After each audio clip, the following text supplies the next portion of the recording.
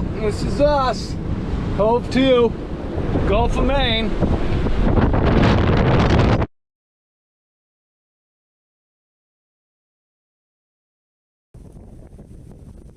Here we go. So we're going to start off with what not to do. This is a really old clip, but essentially I'm trying to get out of the Gulf Stream, and so the fastest way for me to get out was to reach across the waves. And basically I'm super vulnerable in this position.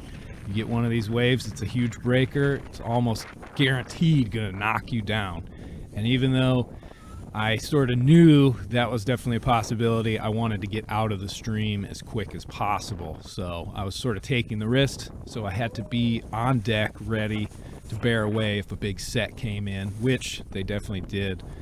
Luckily, I was able to sort of make it through without any big knockdowns or anything, and pretty much lessons learned. Typically, if the wind really starts to build up, what I like to do, my tactic, is to run with it.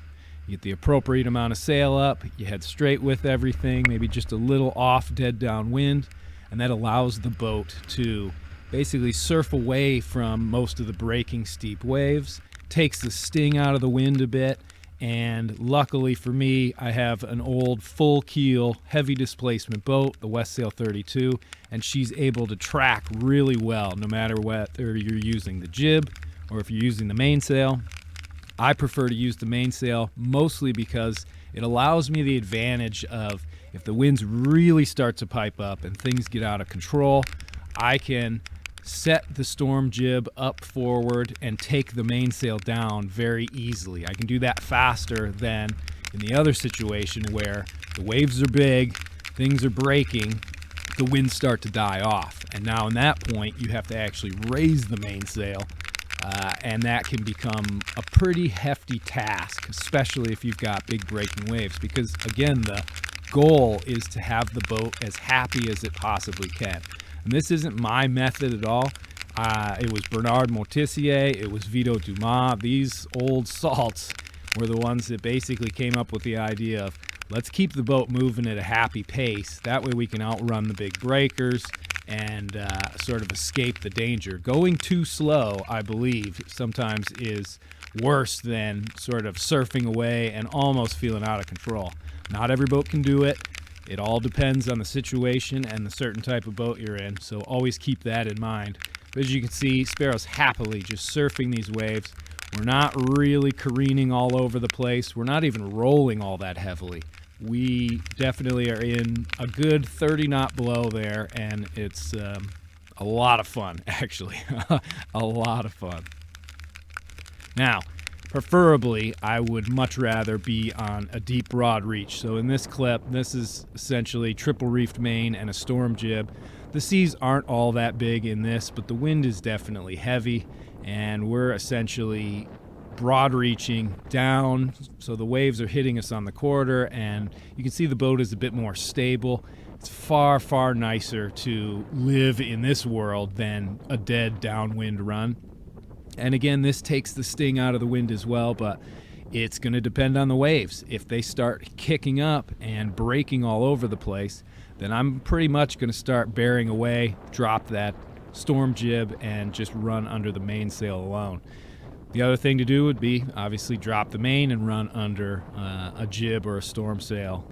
Have that be leading you down all those waves. But the biggest thing is sort of dealing with the right wind conditions and the waves. Now this is the sort of opposite of all that. This is Heaving-to, so I have my storm jib backed. I've got my mainsail triple reefed and sort of sheeted, not all the way in, and then my tiller is going to be all the way to the downwind side of the boat. Hence, the Heaving-to or heaving-to position of the boat is pretty much just sitting there.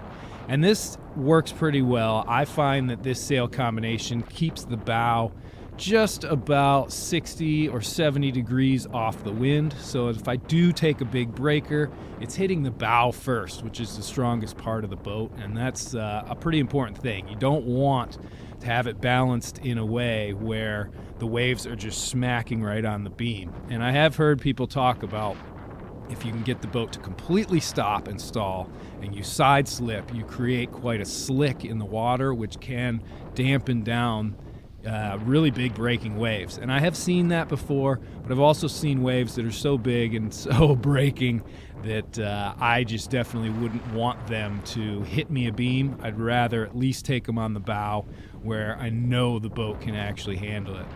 And this position helps a lot for when you are waiting out a wind shift, or if you're in heavy weather before you're trying to pull into a port. It's always nice to be able to just stop the boat, feel confident that everything's going okay. You don't have any drogue lines or sea anchors or anything like that. You're just using what the boat has to actually keep it in the position that you want to keep it. And again, typically I'm not doing this when I am in really rough weather. I'd always prefer to run with the storm, and that's just my choice. Leave the tiller there all the way over. But, you know, it's one of those things. It's what you do. Thanks for watching, and I'll let myself take it back.